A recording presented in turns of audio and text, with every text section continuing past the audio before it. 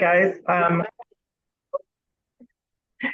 Yeah, so we're going to talk about high-level visual skills today. So our kids that have sort of progressed through and are really starting to integrate their use of vision into their daily life.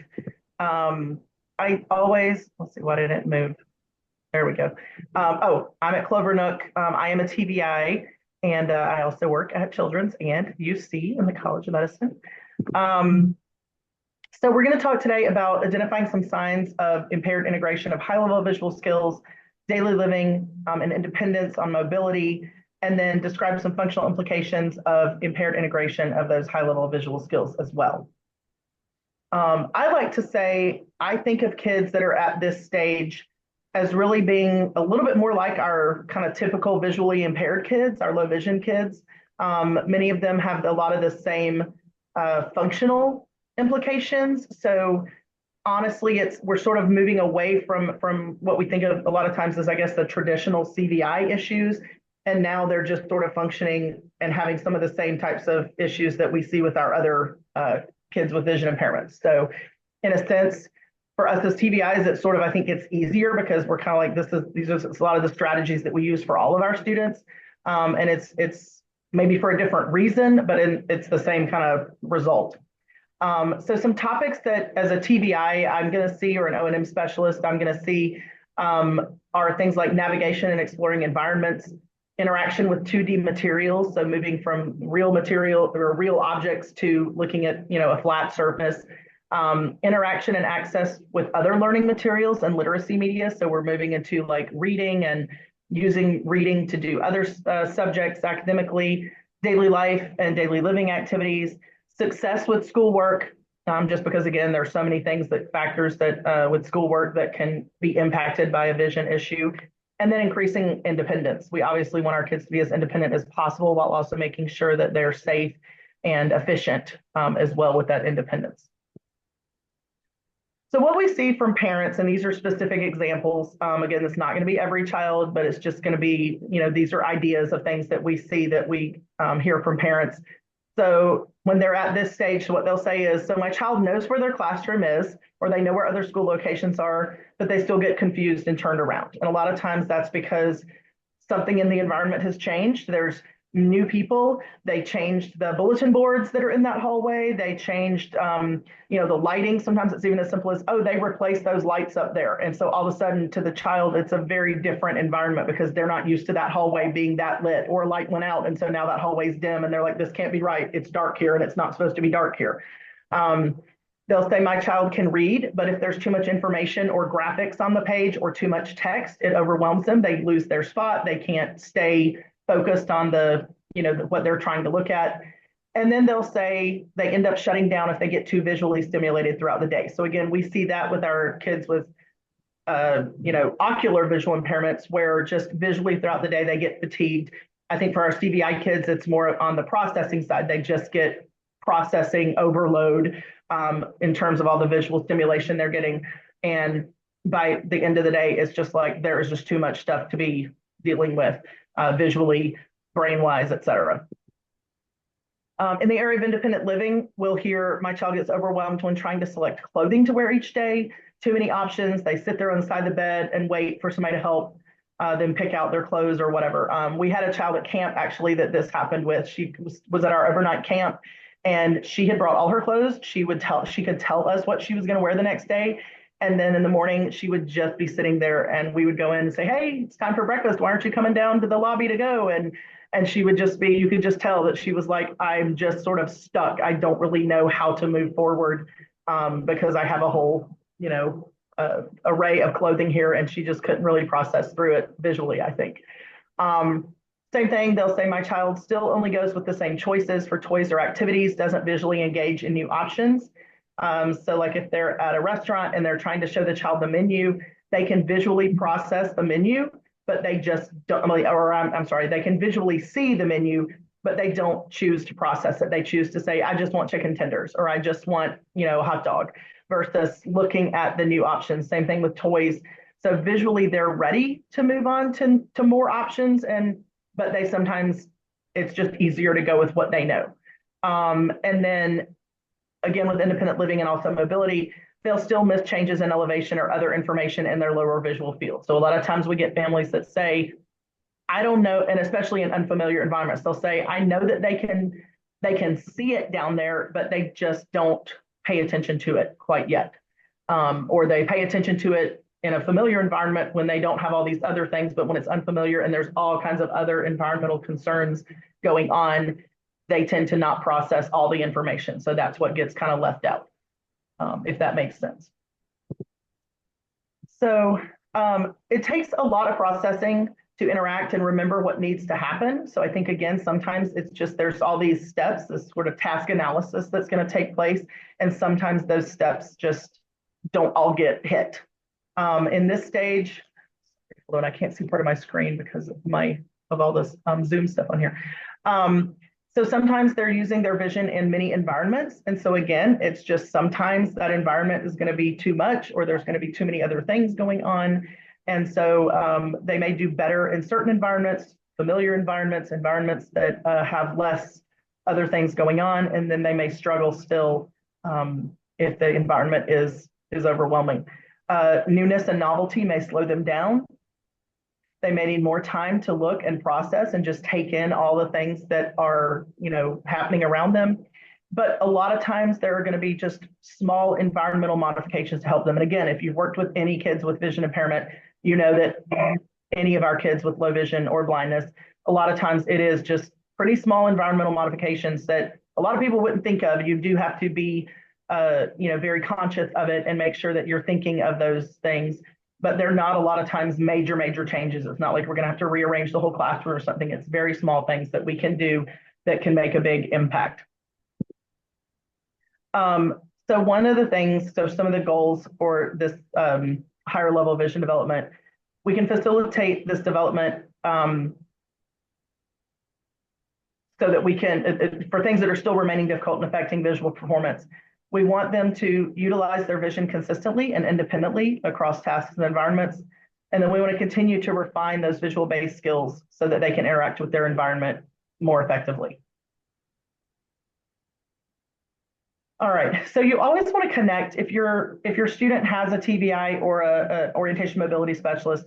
COMS is certified orientation mobility specialist, a specific certification for those O&M instructors. But we want to make sure that you connect with them. As we discussed in the first section or the first session, many of your students are going to be eligible for the addition of vision services onto their IEP because there are special caveats in almost every state to make sure that those kids, regardless of their acuity level, regardless of anything, as long as they have the CVI diagnosis and an educational impact, they're going to be able to add that to their IFSP, IEP, whatever their plan is, 504. And so you always want to try to include the TBI or the orientation mobility specialist in planning and your co-teaching or co-treating regarding their visual development and their goals. A lot of times it's the safety, especially with orientation mobility and moving them around their environment. While you can safely monitor them, the O&M specialist is the one that's going to know how to teach those specific skills because of the vision loss. So there are self-protection techniques. I know you guys do a lot of, most of you probably do a lot of body awareness and those types of developmental skills, but then there's like this, further step that orientation mobility specialists teach, all of these other skills, again, based on just the fact that the kid does not have, vision or a reliable level of vision. So there's just a lot of areas that I think it's really important if you can bring them in, if possible, to just make sure that all of those bases are getting covered. It's always something to think about.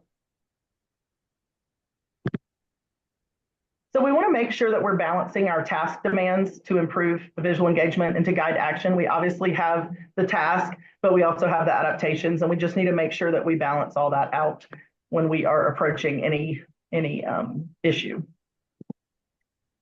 So some interventions, and we're kind of moving into the intervention part now. We want to make sure that we're just always thinking about what the child is seeing and how it's going to impact what they need to do with the task. So again, if you're looking at a task, we want to see what is the most important part of this task. What do we actually need them to do? Because if there's extraneous information that we can remove or modify that's not really germane to what we're asking them to do, a lot of times that's going to be the easiest way to to help the situation and help them move through the assignment or the task and get done what they need to get done without having all of this other stuff that's going to impact and keep them maybe from being successful. So we want to obviously increase background complexity over time, but we also want them to be able to still do the task. So you can see here that we have, up at the top, we have the sailboat that has been completely isolated with nothing else. And then the second picture, it's a sailboat just on, it's kind of a complex background with the water in the sky. But then the bottom one, obviously very complex. You've even got land and you've got a whole bunch of other boats and you've got a whole bunch of other stuff in the background. We'll stop here for a second. Do you see other concerns or issues with this picture that, when you're looking at especially the bottom one, what are some other things that you can think of that might be a problem for a child with CVI?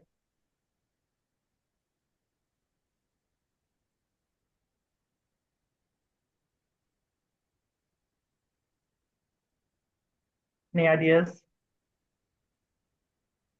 I can't see the chat, so I don't know if anybody's putting anything else in the chat. We have some in the chat. Okay, all good. of the blue colors, reduced Yes. contrast, change of perspective and viewpoints are different. Yeah. So I don't know if you guys can see, so in the water on the bottom one, you see how partway through there's actually like a line and it actually looks like that might be something completely different. So we can tell, not having CVI, we can tell that that's just like a wave, right? But that right there, I think would be tricky for some kids. Even the ripples in the water, it's kind of like, would you know that's necessarily water, or does it look like the boats are sitting on like a blue carpet or something? It's just really tricky when you've got all of these different things. And like you said, the contrast and the perspective and everything. So there's just lots of things that we might not think of as an issue that could pose a problem for a child. And if all you're wanting them to do is talk about the sailboat, then you've got all these other things that they're going to be sitting there trying to process. Well, what is that? What is that? And what's going on over here? And if all we need them to do is be paying attention to the sailboat, the middle picture, for instance, is much better at isolating just the sailboat. Hey, there is some blue. We can say this water. We see the other blue, that sky. That's another piece, is that having the sky and the water both being blue, that might be an issue because they don't realize, well, why is one color blue and one the other color blue, and what's the deal with that?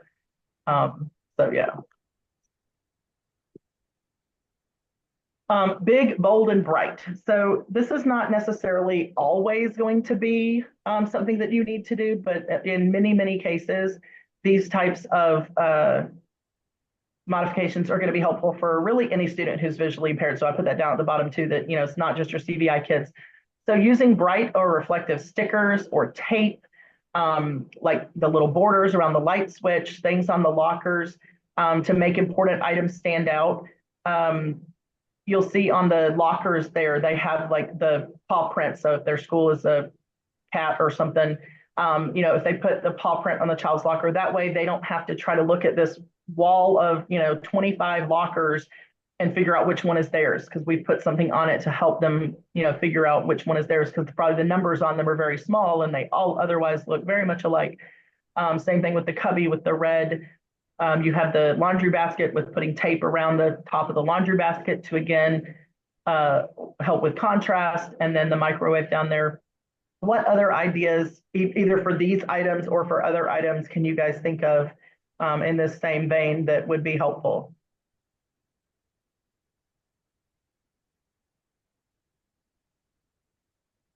Or other objects or items in a school that you might need to modify this way. We have Anita saying marking transitions between floor types. Yes, yes. Yeah, changes in elevation, or even if they aren't changes in elevation, a lot of times kids will see, so you see this floor, that's actually an excellent one. Thank you for pointing that out. You see this floor that is flat, but there are so many different colors and patterns and changes in contrast that a lot of times you'll have a child who will take their foot and kind of do the stutter step because they're not too sure if that is a change in elevation. They don't know if that's a ledge or a little step up that's, over there, or the red tiles, is that something different? And so, a lot of times we will need to either point those things out verbally or just make sure that they're aware that those are not changes in elevation, because a lot of times they will think they are because they are marked and have a very high contrast difference. Anything else? We have someone saying on door handles or handrails. Yes.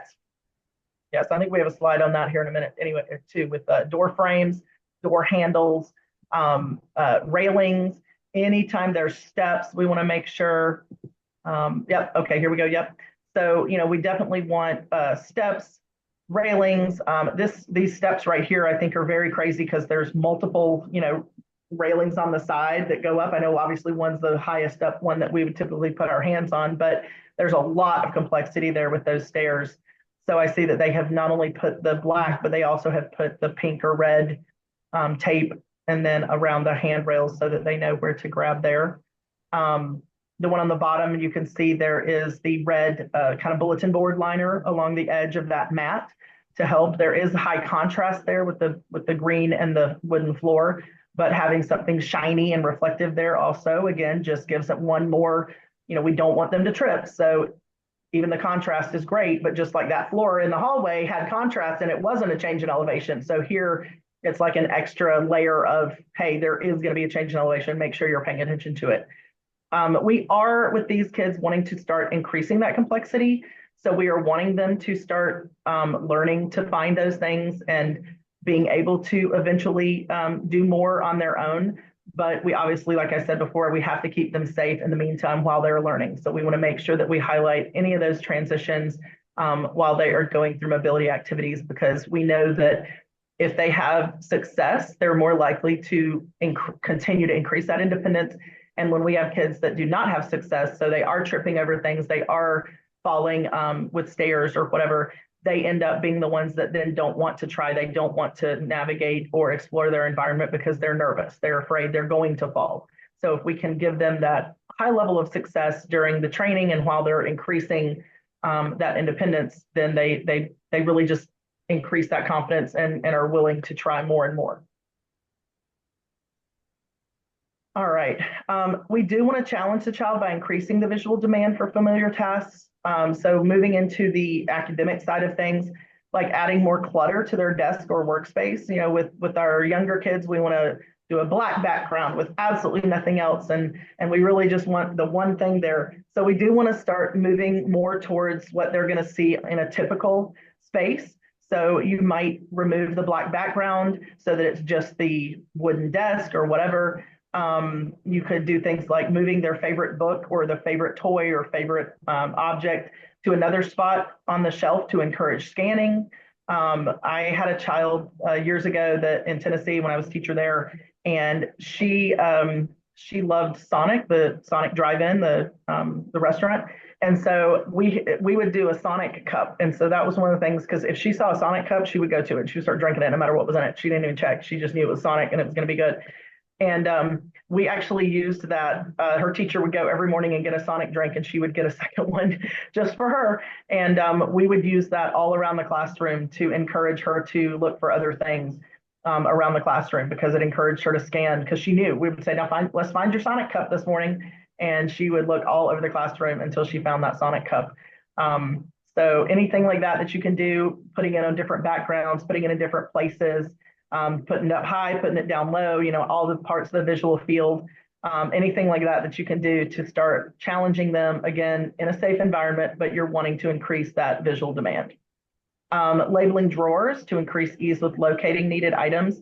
Again, we can label them, but maybe we, instead of just putting the one label on the drawer that they typically get things out of, maybe we put a label on all of the drawers so that they do have to do some scanning. They do have to figure out, okay, which drawer is it that I need, but the drawers themselves are all labeled separately so that they can at least find, there's 4 drawers and I need to figure out which one my materials are in. This was one we mentioned a little while ago about the door frames. So yeah, anything that we can do to help this poor door frame that is, beige on beige on beige, stand out a little bit just so they can find it. Color strips on the floor or the wall, again, changes in elevation. Pictures on the wall, again, a lot of kids will associate, I think we all do this. We know that the house or the room that we're going to. We associate it with that, whatever that picture is on the wall, or that the color of the houses around it or something. If you have your friend's house and you know that their house is blue and the houses around them are this and this, you go, okay, it's the second blue house on the right or whatever. Putting borders around the classroom doors to help them just make sure that they are aware that all these doors look a lot alike, and this is the one where my classroom is. And then again, we want to pull those prompts back as they get more comfortable with finding that door on their own, or they come up with their own other cues that they can use. But yeah, a lot of times lockers, cubbies, doors, things like that, especially when there's many of them, it can be really overwhelming, and we want to do those things to help them be independent, but also have the success. Again, with academic areas, with worksheets, we want to highlight important areas, maybe minimize the clutter and organize the information. I know you guys, especially with younger primary grades, a lot of times they'll have, like a word bank, and the word bank, it's not words in rows or columns. They're just kind of like in a little bubble, and they're kind of all over the place. And those can be so frustrating for our kids with CVI or kids with vision impairment in general, because there's no way to say, start at the top left and go down or across and then down. And if we don't have that search pattern to use, they're just kind of dotted all around in a very fun, spontaneous way. But for our kids, that's not a fun, spontaneous way to have to do it. Putting fewer problems on each page, even cutting apart like a worksheet and giving smaller chunks of it at a time can be helpful. Utilizing reading strips or a typoscope. A typoscope is just basically like a card, like an index card or something, and it's got a little window cut out of it. And so essentially you're blocking out, and I've got some pictures here in a minute on another slide, but you're basically just blocking out extraneous information and allowing them to have a little window that shows just what they need to be focusing on at the time. I think we've probably all done this kind of thing when we're, if you're going through like a big chart or something, and you use something to just mark your spot. I've even done it with a pen or pencil, and laid it underneath the line that I was looking at that time, because I'm transferring numbers over from one to the other, or, you're going down the list. And so this is just a very easy way to block out some information and give that child the ability to focus right in on what they need to. We can utilize a light box still. A lot of times a light box will be useful, again, to draw attention to the task or the item that we want the child to focus on. I do think with these kids, we're moving away from using the light box a lot of times, but it can still be useful if we are needing them to focus in on something that they're having trouble, isolating. Taking a manila folder. So you find manila folders in schools all the time, right? We can cut those apart. And again, just use those as kind of a line guide, a way to block out information, but also to give that line where they kind of know, hey, that's where I'm going back to in the middle of an assignment. And we can, again, take those manila folders and put one up top and one below, so that we can, keep whatever they need right in the middle, or we can just use it to block out, hey, you've already used that part of the page. We don't need that information anymore. We're going to put this over it so that you don't keep having to. A lot of kids will start at the top and come down every single time they go to look at the page. And so if they're already halfway down the page and they're on question number 4, we can just cover up those top ones, so that then when they go to the top of the page, that is the top of the page. It's where that we want them to, start from each time, and they don't have to waste time scanning all the way down the page. And then a lot of times there are a ton of apps, especially for iPads and other tablets, and optical devices for magnification.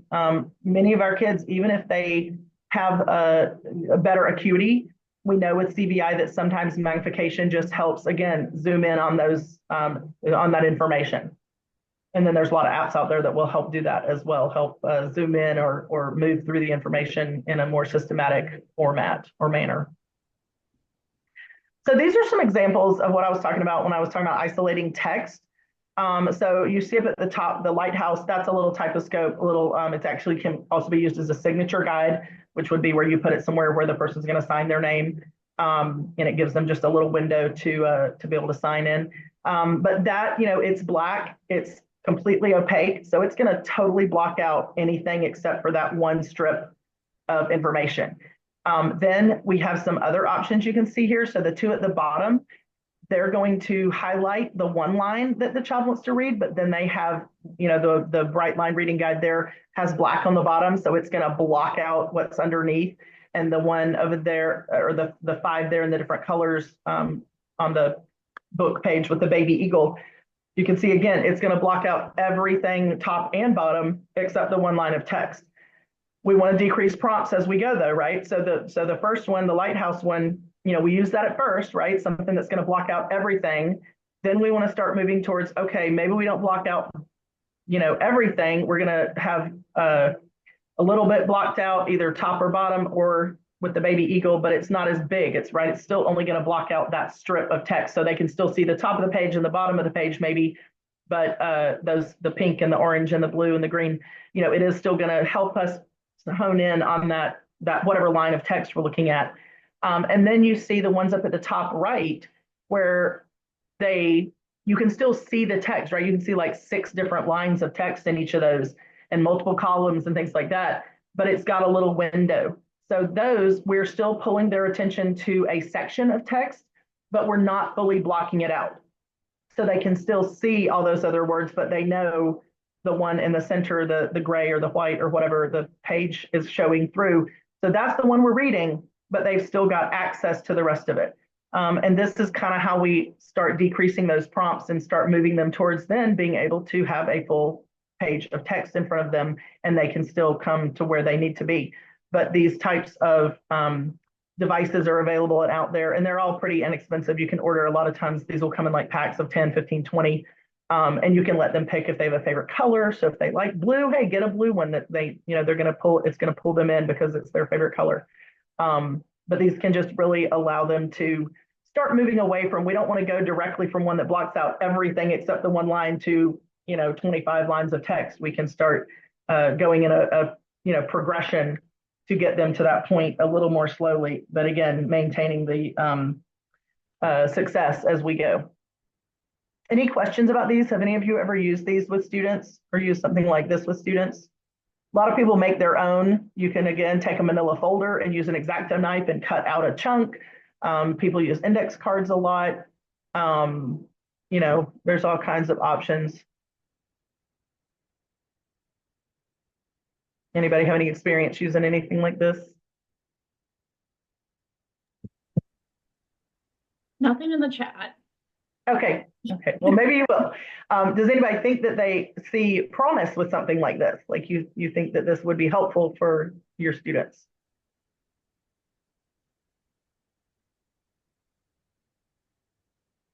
I think from like the OT side, we don't always do like reading, but I'll use something like this for just like isolating a line for writing. Yeah. Anita said she's used an index card before. Oh, good. Okay. Mm-hmm. Yeah. All right. So within a classroom, we want to make sure that, again, we talk about those kind of pretty minor environmental modifications. So when we're talking about seating, most of the time we are going to want the child to be closer to the teacher and to the instruction. Again, we talk about that whole distance vision. It's not that they might have an issue with their distance vision with a refractive error, but the more we zoom them in, the less other stuff they have to deal with to get to the instruction. So if they're towards the back of the classroom, visually they may be able to see what's happening on the board, but they're also seeing a student over here that's doing something, and a student over here that's playing with their hair, and a student up here that's fiddling with something on the floor. And if we get them closer to the instruction, there's fewer things that are in the way between them and the instruction that could potentially distract them or otherwise be a visual processing issue that they have to figure out what is going on over there, in terms of, or can I just focus on the instruction? We typically want any of our kids with a vision impairment to be turned away from windows just due to the extra light, extra glare, again, distractions, things happening outside. And then we also would obviously prefer a quiet area, just because that's going to be obviously a distraction, not a visual distraction potentially, but audio distraction. Along with minimizing distractions in the workspace, a lot of times we'll use trifolds or partitions. So we're talking about like, the science fair boards. I think you can even get them at the Dollar Tree, but the boards that stand up, you can put those on their desk. Or if you can put their desk up against a blank wall, especially during testing, things like that, that will help them just be able to focus and not, again, have all of those other um, things that might be, interfering with what they're trying to do. I've even had teachers use the manila folders. You can stand up a manila folder, maybe on the two corners of their desk just to give them something that is, giving them a little partition. And then, as we mentioned before, really only having the items they need for the current task on their desk. If they have a lot of other stuff sitting on their desk or sitting in their workspace, it may be problematic because it's just, again, every time they go to reach down for their pencil or their eraser, if there's other items there, they have to process, what are these other items and which one am I going for? Whereas if there's only the one item, they don't have to worry about that. Okay, so making visual demands easier when introducing new concepts, manipulatives, using a light box again, if it's still necessary, incorporating the preferred color to anchor them. That's what I was talking about with the little reading guides. We just want to start reducing the prompts, but we still want to use those items that are going to help us pull in the focus and pull in the preferences and things like that. It's very similar to any child. Anytime you can use something that they like or are familiar with, it's going to be helpful. And using manipulatives, we talked about the issue with like 2D. If we have something that is the real object, if we can use that as a bridge to then using the 2D version of the item, it can a lot of times be really helpful. For instance, like during circle time, if you are doing something during circle time and you're reading a book and the book is about a certain animal or a certain, whatever it is, if you can have a set of those materials for the student to interact with, it just sort of helps bridge that gap. If they can't visually process it or visually see what you're talking about, giving them something to manipulate physically can really help bridge that knowledge gap. And then transitioning to a new classroom, I just popped this one in here because as our kids get older, they tend to do that, right? They move around throughout the day. They're not just in one classroom for the whole day. A lot of times they're even in different places depending on the week with specials and all those other things. If you can take pictures of the new room without children in it to give them that sort of ability to kind of like the sailboat, removing all the other junk in the classroom so that they can see this is what the space looks like. This is where your desk or chair is. This is where, the bulletin board is. Here's the carpet, et cetera.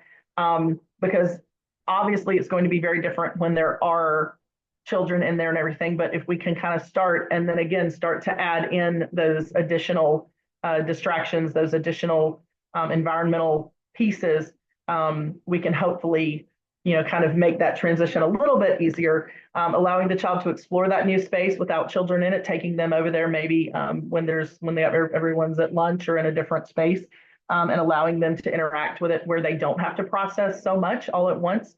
Then when you do have to process it with more stuff in there, at least they already have a basis for comparison, and they can hopefully again have more success when they are introduced with a bunch of other environmental clutter.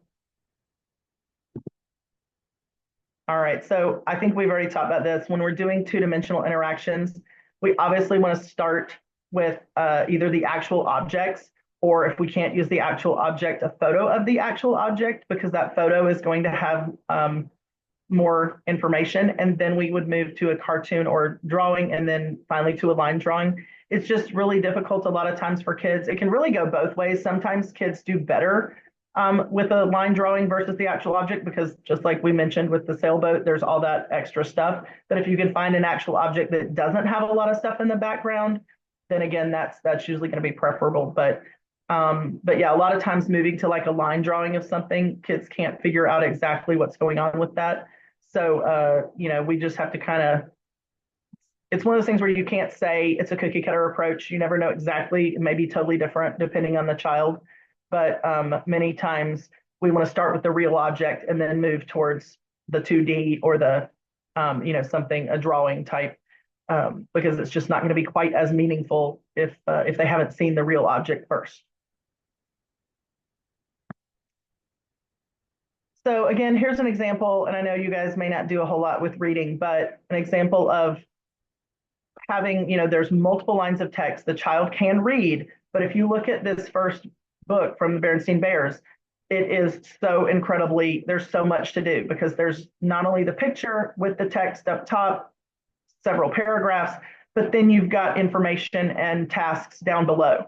And so, isolating the top part of the page first and then the second part, whatever, is just really helpful. Even at the bottom, you could isolate one of those at each time, right? Because the three different ones at the bottom, that's even three things to try to look at one time. So you could even cover up two of those and just show one at a time, to look at those different examples of art. Art looks like something, sort of looks like something, looks like nothing except itself. But just, it's showing you how to, even just taking, again, like a black piece of paper to cover up the top chunk so that they're not trying to take all of that in at one time.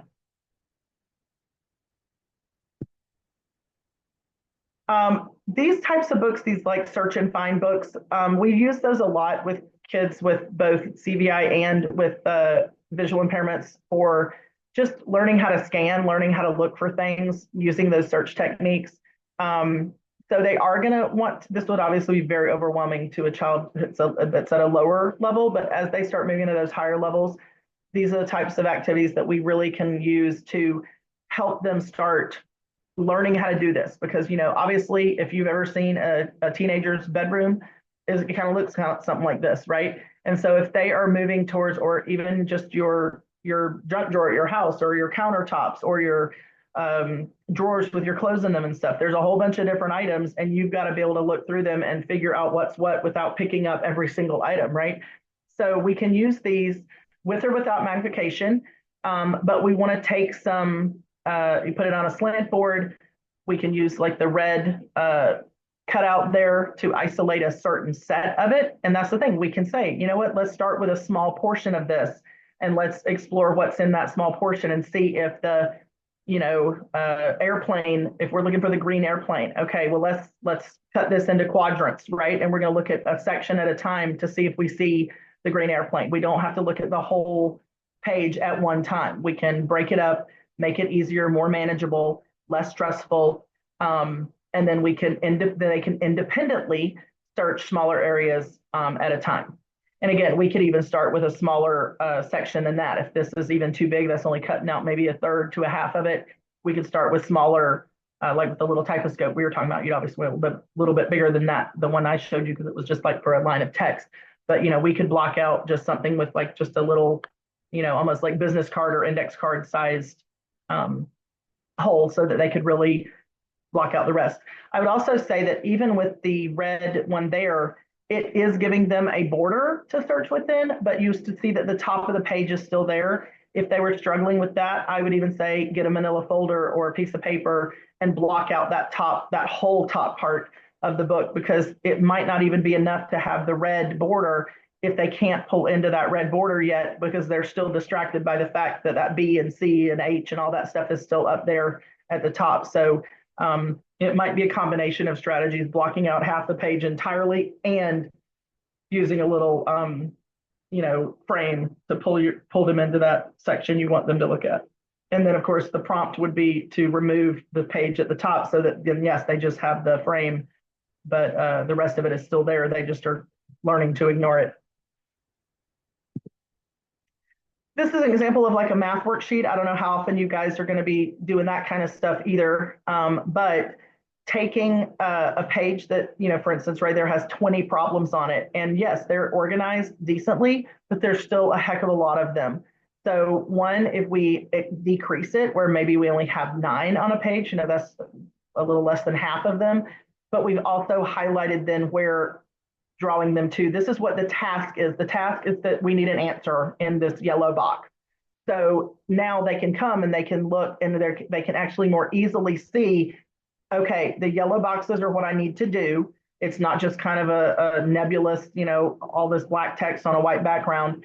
And then they can also more effectively tell, okay, I've done the whole top line. Okay, I have 2 more lines. Okay, I've done 2 lines. Okay, I only have 1 left. And then they can fairly easily glance at it with some search techniques and figure out I have completed all of the tasks once they see that they have written in all of the yellow boxes. So not only have we decreased the complexity and the clutter by number of the problems, but we have also then helped draw their attention to what is the purpose of this? Because as you see on the one on the left, you've got 4 problems going across. And honestly, until you focus in on it, it's like, wait a minute, is this like I'm adding up these 4, is it 4 numbers going across? Or, it's like, no, that's actually 4 separate problems. But you have to really do a lot of visual processing to figure out what are these asking me to do. Whereas if there was a little box after each one, and obviously that's what we'd get to at some point, we'd give them this page with 20, but maybe then we have little yellow boxes by each one to, again, help them understand, have to do what the task is that we're trying to complete. But yeah, the one on the right here with the yellow boxes is a really good intermediate step to help them be very successful in getting the task accomplished and not just be completely overwhelmed with the whole page of numbers. I see we have some stuff in the chat. Is that new stuff, Elsie? No. No. Okay, sorry, I just noticed the number jumped for me and I wasn't sure. So out in the community, these pictures are very complex. You see on the side there, like the zoo. So you can take a photo of a distant object and then zoom in. So you'll see, even though the one on the bottom is still fairly complex, it's far less complex than the top one, where on the top one, you might not even be aware that there's an animal in that picture. And then on the bottom, you can see we've zoomed in and we've cut out really the entire bottom of the picture and really zoomed in, at least so we can tell, hey, there's something there. And we can start to discriminate a little bit more about what's happening in this picture. A lot of times we also want to think about the rest of the environment. So not just the animals that we're looking at, but we want to think about things like, if the caregivers are going to wear a preferred shirt color or jacket color to help locate them easily in a crowd. We just decrease a lot of the stress and visual processing that the child is going to have to do with other activities throughout the day. So that way, when they, are at the zoo, they just know mom's wearing a blue shirt, dad's wearing a blue jacket, and they can hopefully find them a little bit easier. So it's not so much the task at hand, which would be looking at the animals, but just making sure that we're coming up with other ways to modify the environment throughout the day so that we can help them be successful. Talking about similarities and differences when going to new places, that's very important, because a lot of times being able to generalize information to new environments is tricky. And so, for instance, saying like, this park has a slide just like the park at our house or by our house, but this slide is a spiral at the slide at the park at our house is a straight slide. Discussing those things just to give them a frame of reference can be really helpful, so that they, again, know what to expect, but know that, hey, but it's going to be a little bit different. Those things those types of informational exchanges can be helpful. Okay, so recognizing emotions. A lot of times we've talked about how faces are pretty tricky for kids with CVI. Exaggerating facial expressions, using emotion flashcards to discuss the differences in what different emotions might look like, and then pairing facial expressions with tone of voice. So if you are very happy, but you don't sound happy, that can be very confusing. If you are, angry, but your voice is not coming across as angry, the child's not going to know. They don't do, kids don't do sarcasm, any kids, but especially kids with CVI, they may not understand the sarcasm if your tone of voice is not matching your actual emotion. So just be careful with that. The children may still recognize the person based on one visual feature, like their glasses or their hairstyle or facial hair. I've had kids before that I usually wear my hair down like this. And if I put my hair up because it was just bugging me, the child would not even recognize me, because they don't recognize me as someone who typically has my hair up. So keep that in mind when you're, not to say that you can't ever change those things, but maybe just have a conversation about, hey, I have my hair up today, just so you know, I look a little different than normal. And I'm sure you guys have all seen the videos of dads that have like shaved and the child starts crying because they don't even recognize their dad. Obviously, that's a young child, but for our kids with CVI, visually, developmentally, in terms of vision, some of those things can definitely happen. So if you have something like that where you've made a big change to your appearance, you might want to have a conversation about it, because it may throw them off. And then encouraging people to talk to the child before approaching them to help them recognize who they are. We do want to avoid the whole, hey, do you know who I am by the sound of my voice? But talking to them, one, just so that you don't startle them if they don't see you or don't know that you're in the environment. But then they will a lot of times recognize you by your voice. So a lot of times just introducing yourselves, just saying like, hey, Miss Kelly is here. And I'm going to come in here and we're going to work on some stuff today. That way you're giving them a lot of that information, and again, decreasing the amount of visual processing that they have to do to move towards, the task that you're asking them to complete. Anytime we can lessen all of those things they have to accomplish, it can be helpful.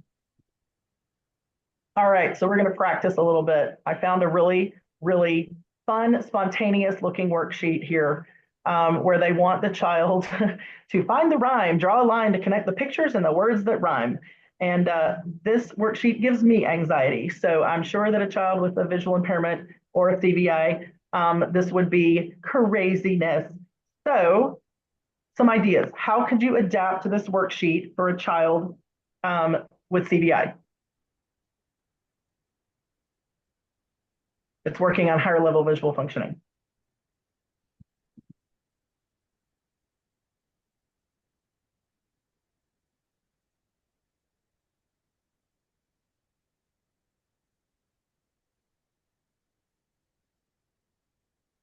Nothing in the chat yet.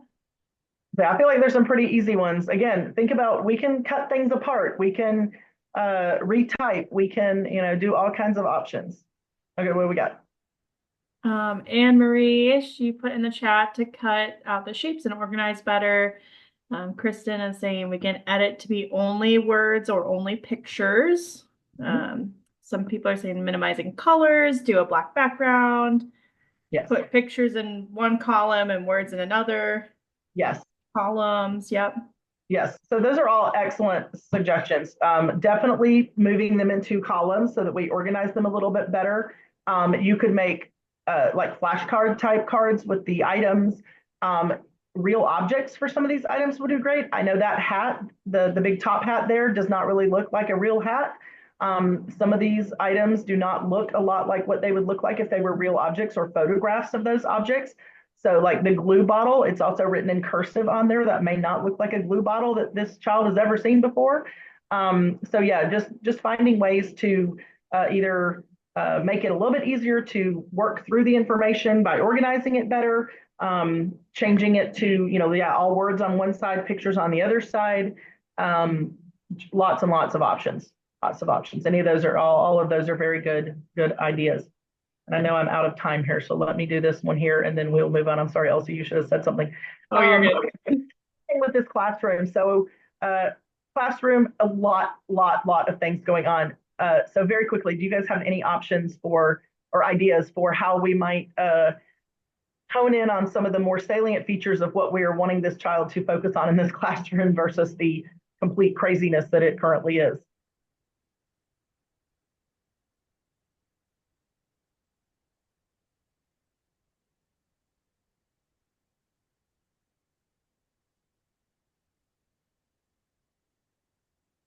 So, okay, I'll just tell you, or I'll talk about a couple, and then if you have other ones, we can do it. But I'm thinking about, like, say if one of these desks is that child's desk, we could put some tape around the desk so that they see their desk very quickly when they come in. I'm assuming there's other desks also in this room that we can't see. So helping them figure out which desk is theirs or which chair is theirs. We could put one of those the bags that you put stuff in on the back of the chair. We could hook one of those onto their chair maybe to help them figure out which navy blue chair is theirs. The whiteboard up at the front of the classroom is very nondescript on a very similar colored wall. So maybe putting something around the whiteboard would help. Over by the bookshelf, if there's going to be information for them on the bookshelf, we could do that. Also, I noticed there's all these little crate chairs, I guess is what things to sit on. Again, maybe having one of those stand out in some way as well for the child. So again, lots of different things. I know this room is already very busy. But yeah, coming up with some ways to help decrease some of the craziness would be helpful. All right, any other questions? We did have Leslie in the chat say with like the multicolored rug, maybe moving that, or I think maybe having something not so cluttered. I think that was a good Yeah, recommendation. primary classrooms are very tricky, and you have to walk that little tightrope of not offending the poor primary school teacher because they do love their colors and they love their lots and lots of fun things, and they are fun, but they can actually be really, really overwhelming for our kids. So yeah, it's a tightrope of how do we fix this environment without ruining the fun for everybody else, because everybody else loves the fun spontaneousness, but unfortunately it doesn't work so well for our kids. So Awesome. I think, was that your last slide, Kelly? I believe so. Yes. Awesome. Stop sharing.